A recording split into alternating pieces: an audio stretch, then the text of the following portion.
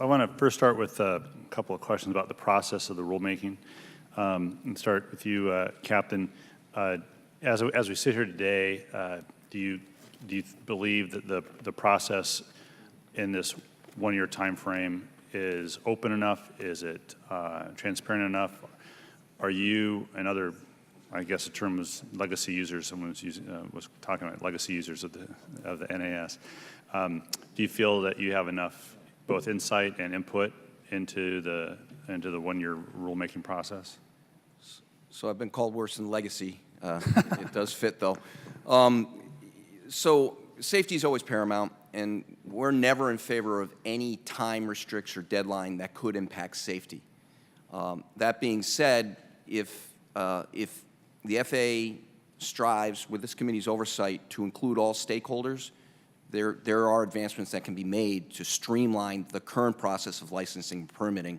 And as it impacts my members, that would also streamline the, hopefully the establishment and the reduction of the amount of airspace required for these launches. Yeah, am I hearing in your answer that FAA is not including folks? So we see, and I think my panelists would probably agree with that, more collaboration between my part of the industry and their part of the industry is something we could all use. And that's not something we're waiting for the FAA to do for us. We're organizing ourselves on the aviation side right now in hopes that we can have our collective positions all set up for when we get a chance to integrate and talk with these operators in a more detailed manner. The FAA can't do this by themselves. They're going to have to use all of us to go forward here. And again, to the deadline, any deadline is something that should never violate the actual safety rule. If you're not ready safety-wise, deadline or not, you shouldn't do it. Yeah.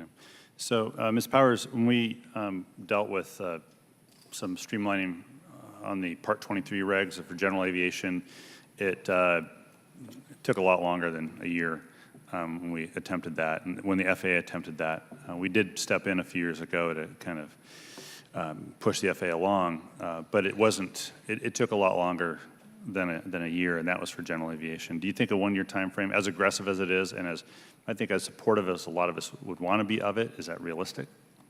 So I have heard stories of that Part 22 rulemaking. I'm not familiar with it specifically, but we also in the commercial space industry have seen lengthy rulemaking timelines for regulations in the past that have been updated. I acknowledge that the one-year timeline is very, very aggressive. I think that the formation of the Aviation Rulemaking Committee at the beginning of the process was very important for FAA to collect information from interested industry members. We were very happy to be involved in that effort.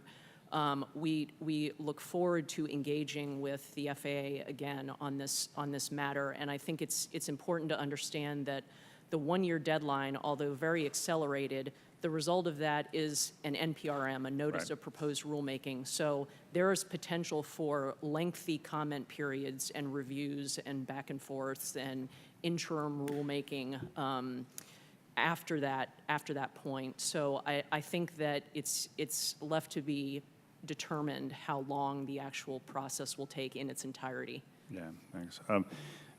Ms. Shennewerk, this is a technological question, so it's not that you wouldn't understand it. I may not understand my asking of it. Is there a technological difference between an ELV and RLV with regards to the performance base versus the prescriptive base regulation? Right. So I am a lawyer, not an engineer, but I appreciate the question. If you don't mind, though, I'd like to address one of your prior questions related to the regulatory. So can you get back to me on that question, though? Certainly. Absolutely. So in that regard, the technical difference would be your ability to recover the rocket, but that's not something that drives the regulatory approach to it.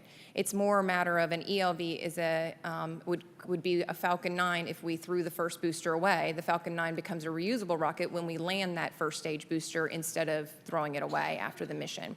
And so that it is an increase in the technological capability of the vehicle and the operator, but that is not something that can't be accommodated by a performance-based regulatory approach. Yeah. There is not a reason why an ELV should take a prescriptive approach and the same rocket doing a more advanced operation could operate under a performance-based system. They can both operate that way.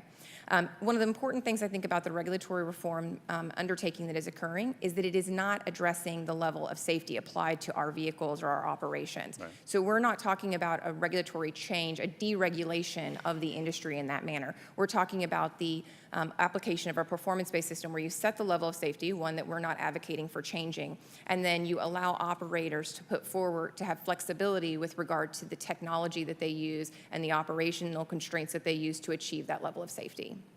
Okay. So my time's up, and I'll have other questions if we have a second round, but thank you, Mr. Chairman. Gentleman yields back. The gentleman from Ohio, Mr.